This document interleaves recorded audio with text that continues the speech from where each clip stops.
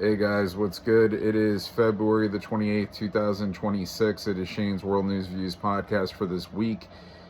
To start off with, OpenAI is in, Anthropic AI is out. President Trump does not want our government using Anthropic anymore. He says this is a woke company that he doesn't want to deal with anymore, doesn't want our government to deal with anymore. So OpenAI has stepped in, and that's where we're going for now with AI technology. Also, a story I forgot to mention a few weeks ago that President Trump had pardoned 5 ex-NFL players, including Joe Klecko, Nate Newton. Uh, I don't remember the other couple, but 5 NFL players, ex-NFL players, were pardoned for past convictions. So I thought that was something worth highlighting. Also, something I forgot to talk about that President Trump has said that there will be, all this stuff going on with, extraterrestrial aliens. He did sign an order that will take into effect soon that will release all the findings on extraterrestrial aliens. I'm somebody that's always believed that there's been aliens. I mean, on all these other planets that we have, there's definitely some form of people there. We're going to call them aliens. They're going to call us aliens on these different planets. Like, we're human beings to us, but, to them, we're probably aliens also. So, like, I believe that there are aliens. And Barack Obama, the former ex-disgraced president of the United States, he came on an interview he did with some scumbag, and he basically said that there are aliens. And that's actually a criminal offense. As president, there's certain things that you're not supposed to, release. And at that time, President Trump said he could be, held accountable, and that is criminal. But at the same time, I doubt anything's going to happen to Barack, because he said that there are aliens and he just hasn't seen them yet.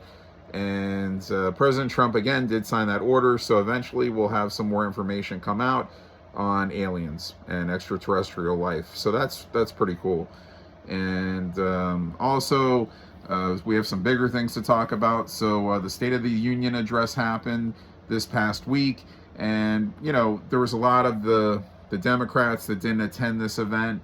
And I didn't have to see like AOC's dumb looking ugly face. And I didn't have to see Chucky Schumer and a lot of the other idiot Democrats. But I did have to see Ilhan Omar yelling from the seats that, that Trump has killed Americans, while Trump was basically throwing shots at her for all the money that the Somalians were responsible for stealing in Minnesota. And definitely she was a part of that. She definitely got kicked back off of that for sure, and that will come out. And Tlaib, that other loser in the Democrat Party, she was screaming right next to Omar, blah, blah, blah, blah, blah. And then that idiot Al Green, the congressman from Texas, he held up a sign that said, like, black people are not monkeys or apes or whatever.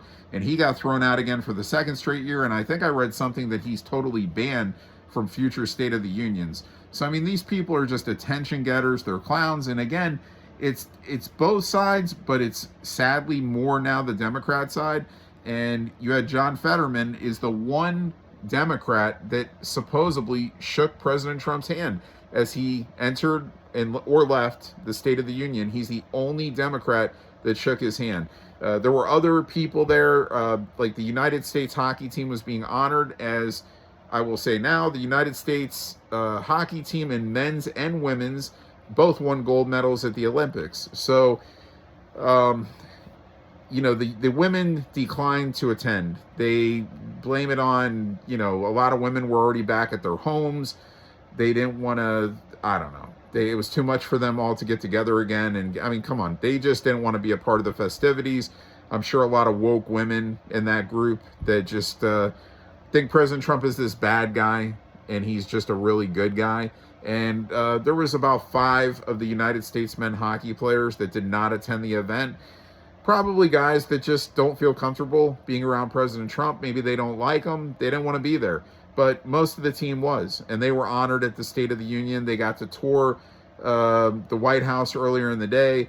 And they were, most of the Democrats stood for the United States hockey team when they were introduced. Some actually didn't. That's how humiliating it is.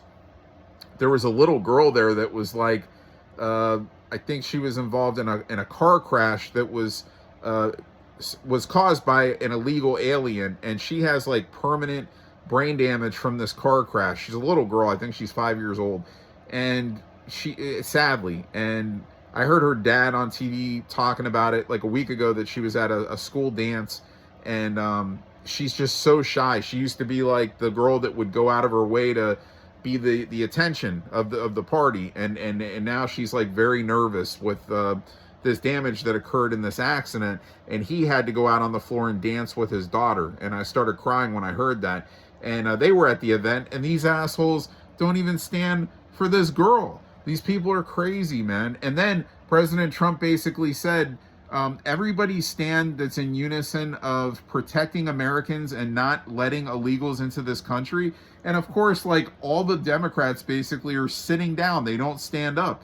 So basically they're saying we support illegal aliens coming in this country over, the well-being of our United States citizens' well-being. And that made them look really bad. And so we got the midterms coming up here at the end of the year, and we're going to see what happens. I think the Republicans are going to be in really good shape, no matter what the fake news media is trying to say. The Democrats, they think we're going to win, or they have the advantage of grabbing so many more seats and all this stuff or whatever. But they say this every election, and most of them they lose. So we'll see what happens. But a great event. Trump gave a great speech.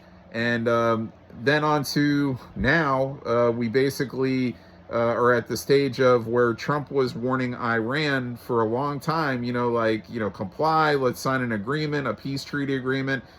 They didn't want to. There's a lot of evil in that regime over there. And overnight, the United States joined Israel, and they're just attacking Iran. Their military, bases where they have, potential of, nuclear equipment being built, and they're bombing the shit out of all these sites in Iran, and supposedly some higher officials in the Iranian regime have been killed. I don't want to sit here, and I'm not going to investigate every name. I saw that the president of Iran might have been killed, but we'll see what happens. I mean, I don't think there's any in concrete confirmation yet on who's been killed. But again, this is a situation where now you're going to have people that say, well, wait, I thought President Trump was the peacemaking president. He is. He's already fixed a lot of wars, okay, from happening, preventing a lot of wars from happening. And, he's been a part of, making a lot of peace agreements between certain countries already since he's been back in office. And he tried to do this. He tried to hold off as long as he possibly could with, using our military here in the United States of, going in and helping Israel, end that corrupted Iranian regime. And listen, I understand the people from this country, because I'm one. I don't like seeing our soldiers go and clean up other people's battles. But there's instances where, again, President Trump, he gave a long rope to Iran, a long rope. We're talking over a year since he's been back in office. And this is even going back to the last time he's been in office. And still, all these threats that Iran has been putting on for years, but more specifically, since he's been back in office, even the threats I'm saying have been made since the last time he's been in office, where Iran says, America is trash, and, death of the American people, and all these threats that they've made over the years. And this is why President Trump says Iran can never get a nuclear weapon with the regime that they have installed, because these are just a lot of corrupted, sadistic people. The Ayatollah, all these people over there, they're just, sadly, a lot of sadistic-minded people, and they believe that we're evil here in America, that we're just the evil people, So, look, there's, like President Trump said, he said there may be loss of life. American soldiers may lose their lives in this battle, or American military. Some may lose their lives in this battle, but look, this is a situation where, I understand why he stepped in, and he has my backing. I mean, again, I'm totally America first, and only like if you come into our country and attack our country, 100%, then I would agree with retaliation. But again, when you have stuff going on in other countries, you kind of, me specifically and a lot of others, don't want to see our soldiers involved. And I understand. I really do understand. But again, this is a situation where the United States has a really good relationship with Israel. Of course, a lot of people think that Benjamin Netanyahu has like this clench of control of Trump, that he basically, Trump listens to everything he says and this and that, and that's just not true. It took a long time. Bibi Netanyahu would have had Trump, if he had him under control, had him a long time ago, do what he just did now. So it took Trump a long time to make this decision and go through with these attacks. So, listen, God bless everybody. Like, I don't want to see any innocent people get hurt. And the sad thing is, even in Iran, you have a lot of soldiers out there that are fighting a battle that they probably don't even want to fight, that they don't believe in, like that they don't believe in this sadistic stuff.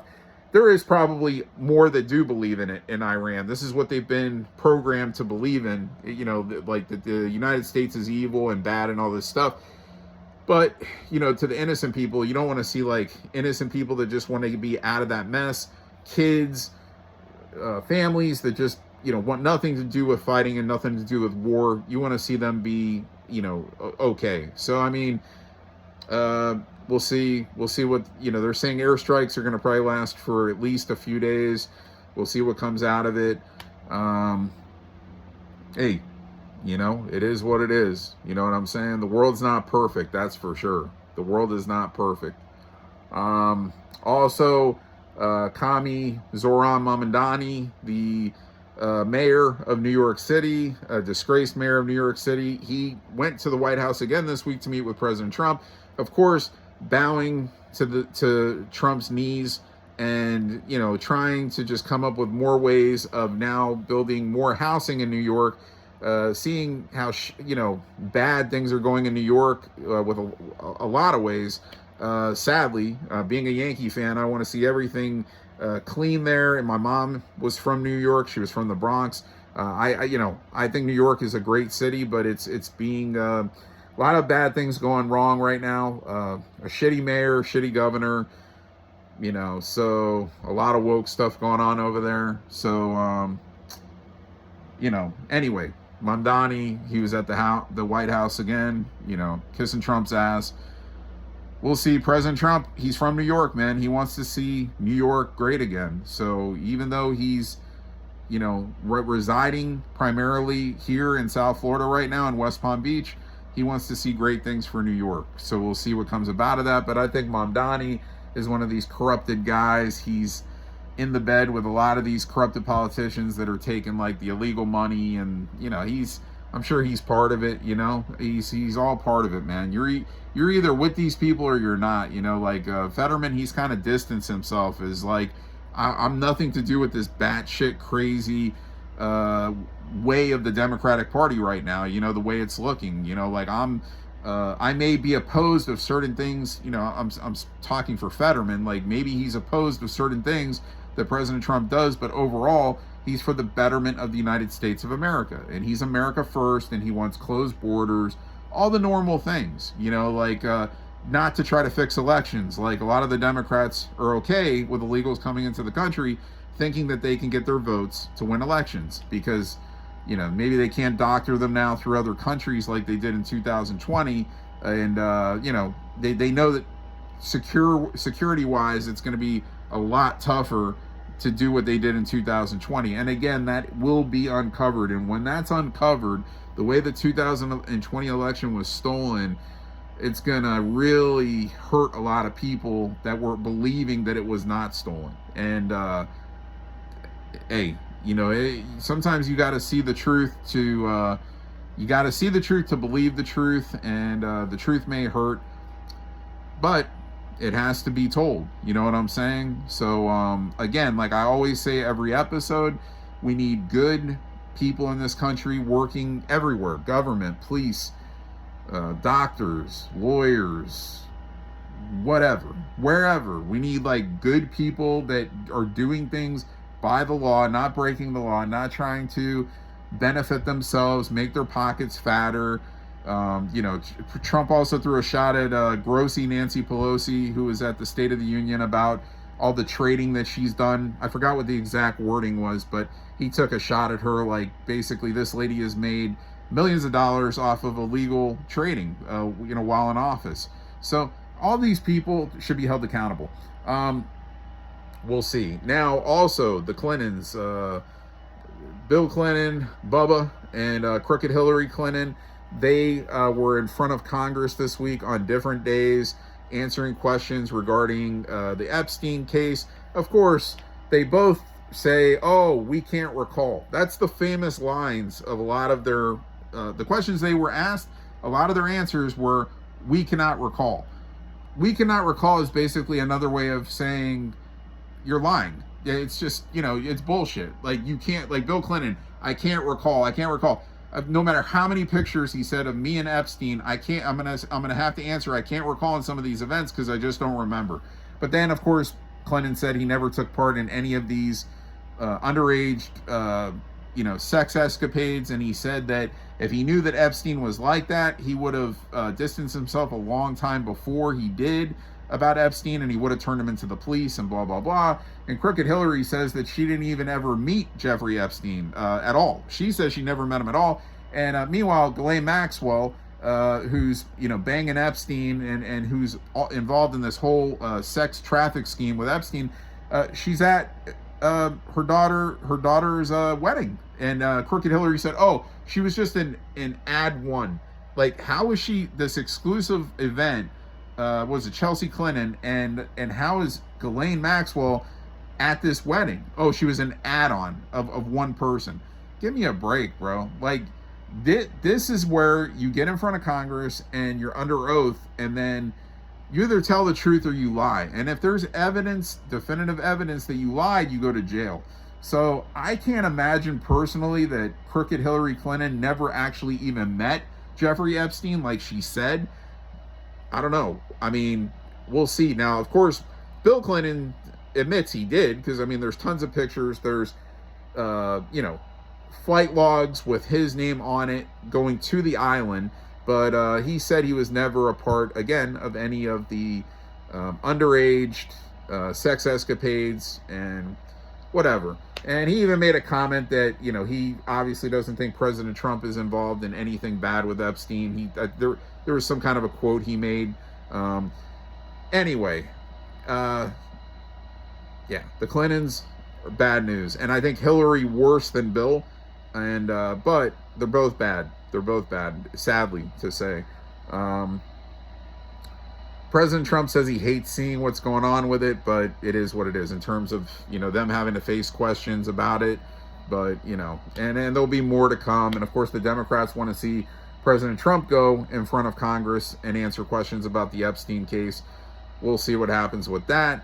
So that's it. While all this stuff in Minnesota has slowed down for now, all the shit that was going on with ICE over there and the riots and some of the killings, and that kind of slowed down, and now we're more on the Epstein train again, and now we got the war started with our U.S. and Epic Fury, Operation Epic Fury, U.S. and Israel taking out the Iran regime.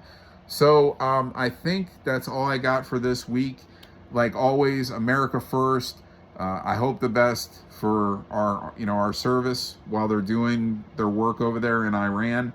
And hopefully, not many, if any, casualties. I hope none, but very minimal if there is. In war, you're always going to have casualty, unfortunately.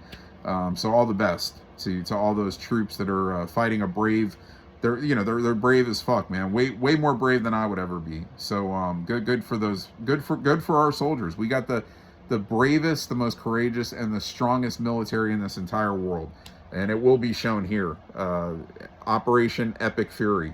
So anyway, guys, I don't have anything else really. I'll see you next week with another episode of Shane's World News Views podcast. And I'll see you then.